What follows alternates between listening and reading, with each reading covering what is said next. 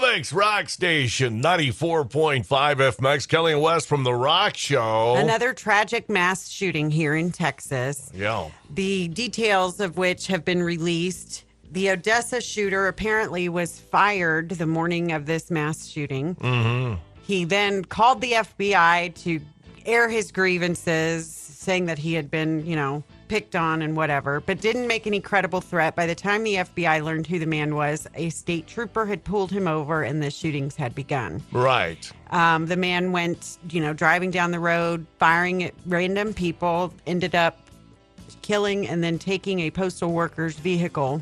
Mm-hmm. And eventually was stopped and shot dead himself. But it's just a horrific tragedy there in our neighboring community of Odessa. And there are many communities across the country who are trying to show their support in wearing yellow today because that's going to help. Right. And sending thoughts and prayers. Which also is going to help. There's just truckloads of those. Well, and we were discussing prior to the show, what answers are there really as solutions to prevent this sort of behavior? Well, I'm among those people who almost don't even want to engage in the conversation because I know where it's going to go. It's going to go with one side screaming this and the other side screaming that and nothing getting done in the middle. Mm-hmm. Well, what it should be is incremental steps to make incremental gains. Right. Okay, you're not going to stop it. Okay, so what can we do to lessen it? What can we do to protect people's rights while protecting their lives? And I think one of the best ways to look at this, Kel, is, one of the ways a lot of us were taught to look at situations even in school is to find the average. And you get rid of the screechy left and you get rid of the screechy right. And then you start in the middle. Now look at it this way. I'm betting that 99.99% of the people out there can agree that you should not have a Gatling gun on the back of your car. Right. Okay? And I am also willing to bet that 99.99% of the people agree that you should not lose your right to bear arms. Right? Right. Okay, so those people sit down. Okay, sit down. So where do we go from there? Should we have armor-piercing bullets? I kind of think maybe not. No, yeah, I would frown upon that. Should we ban pistols? No.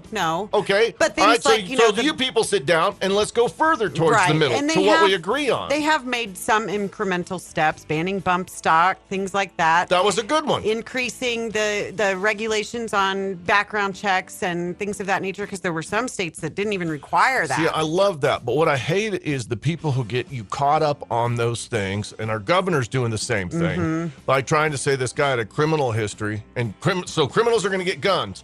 Well, where was your announcement with the El Paso shooter, Abbott? Yeah. He didn't have one. Okay, so that's one of the things. The other thing is I hate people who want to derail the conversation by talking about the parts of guns or the types of guns. Okay? You can call it an assault rifle. You can call it an AR. You can call it whatever. You can call it a pew-pew boomstick. We all know what we're talking about here. And it's the same thing you tried to do it to me the other day about magazines and clips. Doesn't matter. We know what we're talking about right. here. Well, and as you have mentioned many times, even if you don't have a high capacity, artillery round, if you will, then you still have the ability to master your skills in pulling the trigger quickly, even in just a regular revolver. Right. Yeah. Once again, my uncle held the world record for ability to fire a revolver at the quickest speed. And you were saying he's responsible for the double tap policy, right? Right, so, exactly. I come from gun people, and my other uncle, who I've been visiting, this past month and stuff, was responsible for maintaining most of the guns, in some of the, I think in the Korean War or Vietnam. Sorry, Uncle Bill, I can't remember which it was. But, I come from gun people, and we're talking about the guns that allow you to spray a lot of bullets indiscriminately over a short period of time. And I've yet to hear the household events story where one of those was used. I've yet to hear the hunting story where it saved somebody from a mountain lion. I would trust myself, my personal security, to a hunter over somebody with an AK any day. So how do you have a conversation with those people who hold on to the Second Amendment and the right to bear arms against a militia? How do you frame any type of real conversation with those people who are saying, no, I need to have these high capacity type, rounds or weapons because our military does and our police force does, and that's the whole point of the Second Amendment, is to be able to arm myself against a government gone wrong. Well, those people, they're not worth arguing with, because I would take a U.S. military person with the Desert Eagle over anybody with an assault weapon any day. Anyway, Agreed. a highly trained soldier with a Desert Eagle. You know what? And this brings up something else. I got a cousin.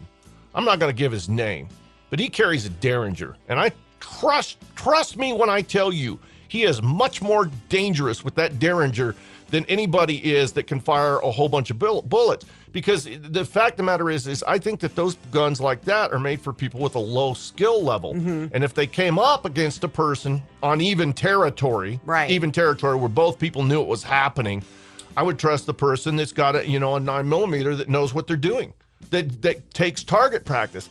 But and once again, I don't want to derail the conversation, but I think most people who have these type of spray guns, like we're talking about, most times they buy it, they take it, they go fire it at the range or in the country once, then they put it under their bed. They don't train with it properly. They just wait for that day where they get mad at work because the coffee was cold. Okay, well, my whole point was those people who use the Second Amendment to try to justify these high capacity type magazines and things, I think need to be reminded that, if you've ever met a service member, if they were given commands to turn on civilians, they're going to stop and question authority, period. I don't think we have the type of military that our founding fathers were kind of considering in the militia style, where we had to arm ourselves against the possibility of our government and our military being turned against us. I don't think that that's a possibility in this day and age. We're taking the conversation a little off course, but basically a lot of people are saying this is in case I have to shoot U.S. servicemen. And I don't like the sound of that on any level. I don't like that. Nope, I agree. That does not sit well with me. And, of course, there could be a one in a bazillion chance where the government turns against us. But I still don't like the idea of shooting the kid down the street that enlisted in the military at 17. Right. So stop that. So all I am saying at the end here is we should have a conversation, and we do that by getting rid of some of these extremes. Now, even with that said, I'm not the kind of guy that's going to go hold the sign at the polling place to tell you to vote one way or another. Right. I'm really on the fence myself of where these lines should be drawn, but we should have a discussion about the lines. That's all. Rock Show. Good morning, Kelly. Good morning, Wes. How y'all doing? Good morning, sir. What's going on today? Oh, listen, man, I'm really upset about that Odessa stuff. Yeah? I think everybody is. They're widely reporting this morning that shooter failed his background check. He was a convicted felon. Right. So how do we legislate insanity? Because that dude was nuts. I mean, to just openly open fire on unarmed people like that, how do you stop that? How do you stop that? I mean, that is the question. How do you stop that? I don't think you do stop that, but I do think that you minimize that, Right. Well, background checks didn't work for him. He got his gun somewhere, So why would you just throw up your hands, though, and say, we're not going to try? Well, the only way... The guy before him was okay. Yeah, but, the only way you stop a determined evil is with equal or greater force. I mean, some of these people, they got to be put down, man. I mean, I know it's a sad situation. It's a sad state of affairs, but, I mean, gun confiscation is not the answer. That's never going to work. No, I completely agree with you on that level that that's not going to work. But, to just say that evil's going to happen, that doesn't work. Well, it is, and it's a this is way of the world, man. I mean, we got it really good in the U.S. I mean, you go to some foreign countries, Middle East or, places like that. Man, everybody's got an AK-47. I mean, they have them too.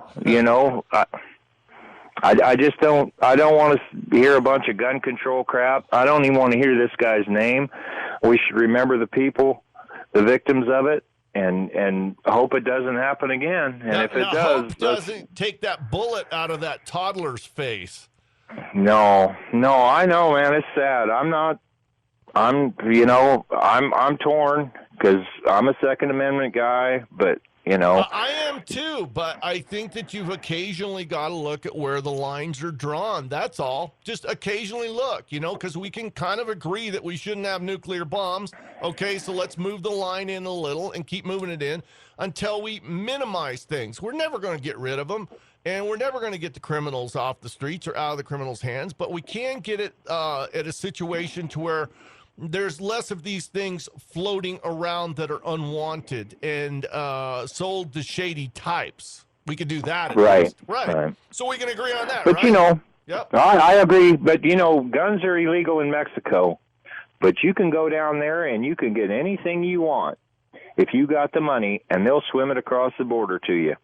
Right. Literally anything you want. You can get RPGs down there. I mean, we got to put a stop to that. That's one of the ways they're getting in. I think there's always going to be exceptions to every rule. Yeah. But that doesn't mean we shouldn't have rules. Right, exactly. There you go. Rock Show. Hey, Wes, this is Bob from Nana's Kitchen. Hey, what's going on, Bob? Hey, you know what? I'm so sorry to hear about y'all's window. Did you guys get that fixed? Yeah, we got it took care of. We found the guy. He fessed up to it. We're going to have him do some community service. There you go. Some sweat equity there, huh? Yeah, right. Just a young, dumb kid. Y'all are talking about gun control. Everybody wants to pass new laws to control the sale of guns and the possession of guns. But what everybody's failing to realize is that murder is illegal. Mm-hmm. If you don't care about breaking that one, why do you care about breaking a law to have a gun? It's funny. This morning, the governor was tweeting about how he wants to ask the legislative body to pass a law to expedite executions for mass shooters. And Wes, interestingly, made the observation that you can't execute any faster than killing them on site. that doesn't seem to be a deterrent as it is. So, yeah, I'm with you. Yeah, Bob, but Bob, I think that you're just barely off point here in that what we're talking about is you can't stop a murderer from murdering, but you can kind of, I think, curb the body count maybe a little bit. Oh, right, that's all I'm really saying. But I'm like the lady was talking about earlier. She owns a gun and she carries it legally and all of that. I'm also a combat veteran. I also carry a firearm, and I'm okay with that. But I think that if some of these people would realize that more folks are carrying, they'd probably be a whole lot less likely to point something at me. And it's interesting. I was telling Wes before we started the show, I am surprised there was not someone with a concealed handgun or otherwise that tried to respond. I think that's the difference in being on the attack and defending. You're always kind of at a deficit if you're defending. A little bit. Well, yeah, and if you carry, you're almost constantly aware of a defensive posture. Right. You know what I mean? You don't. If you're responsible enough to have a license to carry, and you do it responsibly, you don't go out looking for trouble. That 100%. That's why, and I don't want to get totally off topic here, but that's why I got no problem with people who are, carrying their Desert Eagles into the supermarket. Got no problem with that. Mm-hmm. I do have a problem with the other guys who are trying to provoke by carrying larger weaponry in. Yeah. But the regular trained guys, the farmers in their little vests, no problem at all. Right, but come on, Wes, you're never going to get rid of man's problem of mine's bigger than yours. Oh, no, you didn't, Bob. Rock Show. Yeah, I was calling to voice a little bit of opinion that I agree with you. Yeah, what do you got to add, buddy? We're all about it. We're all good. I agree wholeheartedly with the incremental steps. I'm an avid hunter. My children are avid hunters. I teach gun safety to my kids, but the incremental steps, and everybody's talking about illegal weapons. Little do people know, most states, a criminal, as long as you have a driver's license, you can go to a public gun show and buy any gun out there that they have without a background check. Yeah. So, incremental steps, I'm all about that. And, I've known people that's had felonies, and they have came up to me and told me that they have bought a gun at a gun show. And, that just blows my mind. I understand, if you have to go to Academy or whatever sporting goods store you have, and you have to pass a background check, that should be at any place you're able to buy a weapon. Yeah, and I almost consider it insulting to those people who do have the proper training and respect. You know what I mean? I wholeheartedly agree, and I mean it's came to the point. I'm starting to listen to y'all show this morning. I've actually had discussions with my 14-year-old son. Because we drop him off at public places, movie theaters, the mall, whatever. Will it ever happen in Lubbock? I pray it doesn't, but who knows? But I've actually had discussions with him on escape and evade in a situation like that. And that's sad to say that at 14 years old, this day and age, I've had discussions with my child on how to escape and evade a shooter, whether it's a mass shooter or just somebody coming after him. That's just... Yeah, I know what you're saying. It's the same thing when, you see a parent looking at a bulletproof backpack and tearing up. You know what I mean? Why is this necessary? It is necessary, though, and, it's important to not just teach your children evade tactics, but the fact that it happens. And I think that trying to avoid the conversation is more dangerous. No, you should have that conversation, and it's the same thing. It's just like when I was growing up, McGruff, the crime dog, taught me not to talk to strangers to avoid kidnapping. That was a reality that my parents had to worry about, that I had to be conditioned to learn about myself so that I could be proactive in taking measures so that I didn't get kidnapped. Yeah, I understand that, but it's the same thing with when I walk in, I look for fire exits, Mm-hmm. Same thing. Right. Yep. But like I said, I'm all for the incrementals. And I think at gun shows, you should have to pass a background check. RockShow. Good morning, Wes. Good morning, Miss Bell. What are you doing today? Oh, going to Odessa. Okay, well, you be safe. I'm sure everything's going to be okay. I think they got a handle on everything. I travel to Odessa 2 or 3 times a week. When I'm in my car, I always have my firearm with me. It's a pistol. Mm-hmm. And I'm licensed to carry. But the thing is, until we crack down on criminals who are illegally selling guns, this is not going to stop. You can't take needles out of heroin hands because we have diabetics that have to have their needles. But we have to figure out a way to crack down on illegal gun sales. Anybody you can go buy an AR-15 with a round magazine that holds 50 rounds or 100 rounds out of the back of a car. And until we figure out a way to stop that, we're not going to stop these mass shootings. I completely agree with that point. I would also like to offer you this perspective. You don't necessarily have to sell a firearm from a vehicle. Kids now are breaking into vehicles. They're breaking into getting firearms. So how do you... And I think that gun owners that are having vehicles stolen out of their car, those gun owners need to be held responsible also. If you are a responsible gun owner, you lock your firearms up. I have to break in here, though, but most mass shooters had their guns legally. So I got to put that in there, too. But I am with you on the main idea because that's what we were talking about is minimizing because we know we cannot eliminate. RockShow. Hey, yes, this is are you still talking about the gun control thing? Well, okay, now everybody's saying gun control. Ain't nobody said anything about gun control, but we are talking about guns and mass shooting. So please go ahead. Well, okay, what I was going to say is I'm a firm believer in the fact that it's not the guns that kill people, it's the people that kill people. Right. So what I'm saying is there's ways to try and help. I mean, you're not going to be able to knock it all out altogether, but you can actually limit it with the people that have guns, say, by doing things like, for those people who get licenses and things of that nature to carry a weapon, make it mandatory that they have to go, like, every 6 months for a psych evaluation to maintain that license, things of that nature. I mean, there's things you can put in place to make sure that people are okay to carry a weapon, or say those who actually own guns, like this last guy here who got fired, if they are a registered gun owner, make it a point that they have to, anytime that something incident like that happens, they report it, and then still have to go back through and do the same thing with an evaluation or whatever to make sure that they're still sane enough to carry a gun. I thought you had to be recertified for a concealed handgun license, and they did all of those things when you get recertified. I don't know, and some of that actually sounds a bit extreme to me. But I certainly like where you're going, and that's where we're talking about, and that's what we wanted to say this morning is that we can have a conversation without yelling at each other and possibly come up with a good idea or two and move forward.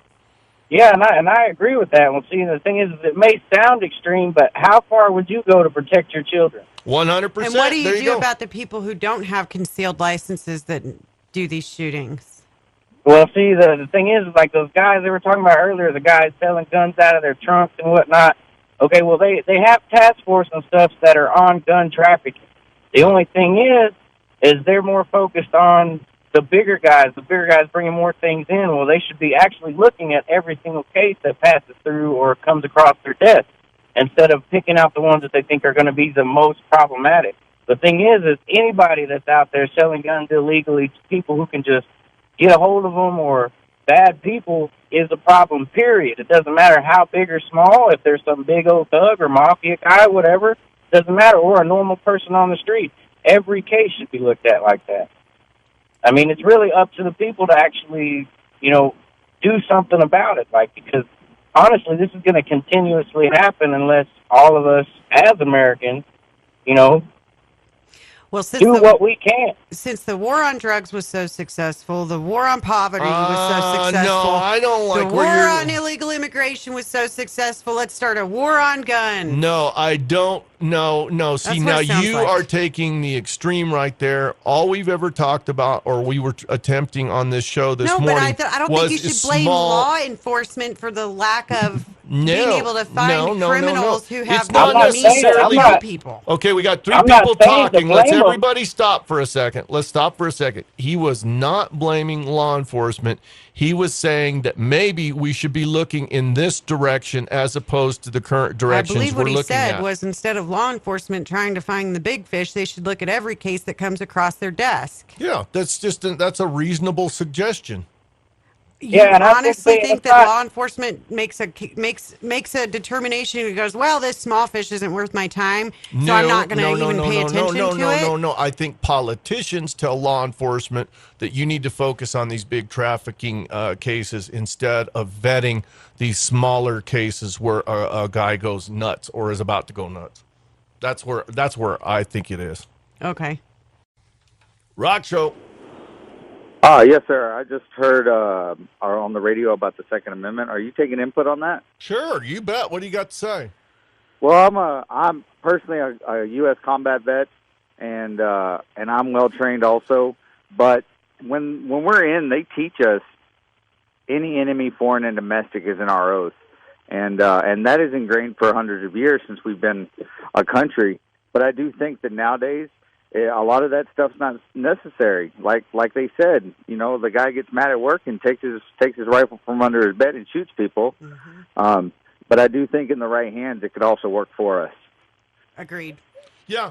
I think that you make some excellent points, and I want to thank you for your service, and I appreciate the phone call.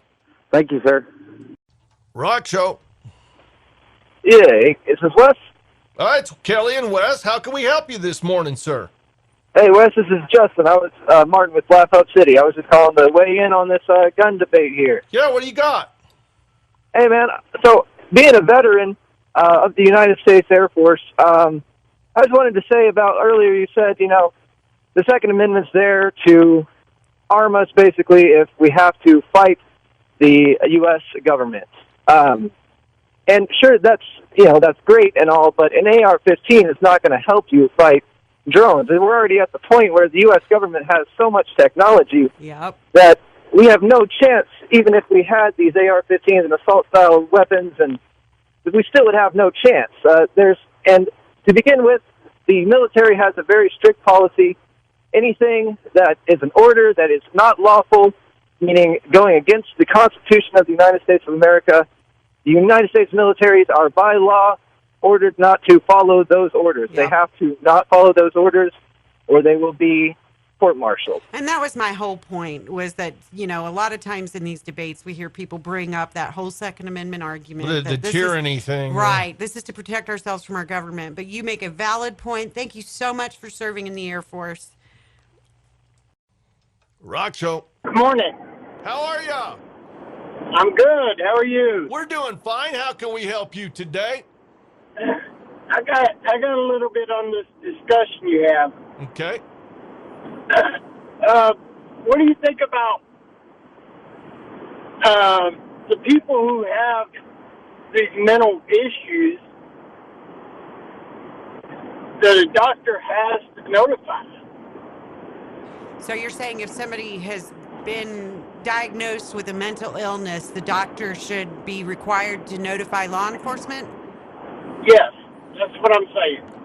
Because now the HIPAA laws say you can't do that. Well, I think the reason is because there are circumstantial, things that surround some instances, such as this man was triggered by his abrupt firing. He may not have had any other mental issues prior to this that could have been identified by a doctor or diagnosed as such, and therefore you're sort of singling out those who have mental illnesses that are seeking treatment and penalizing them by alerting law enforcement when they may not even be a threat to themselves or the community. Yeah, but I got to take the other side of that. I think that if the doctor thinks somebody's capable of violence, that should be passed along. I believe that is a required act. I believe that if you're suicidal or homicidal or schizophrenic or whatever, that doctors have the right to protect those around them. There are measures in place for that to occur if they think that there's an immediate threat to themselves or other individuals. But let me ask you another question, taking it another level. What if somebody is prosecuted for domestic abuse? Where do you stand there? Oh, I definitely think that they should be. Should they be disarmed? That's the question. Yes. RockShow. Hey, I'm not going to get into the gun debate, but my opinion on the mass shootings is that if they were to stop releasing the name of the shooter, regardless of any way, shape, or form, that would stop a lot of it, because so many of these people are just looking for the attention. Even though they get killed in the end or whatever, they're still just looking for the attention. I think if they stop releasing their name or any information about them, that would reduce a lot of these mass shootings. Yeah, you know what? I mean, the reduce is a very big word, but even if it stopped one guy, that's enough. That's enough. Exactly. So I agree with you. Yeah.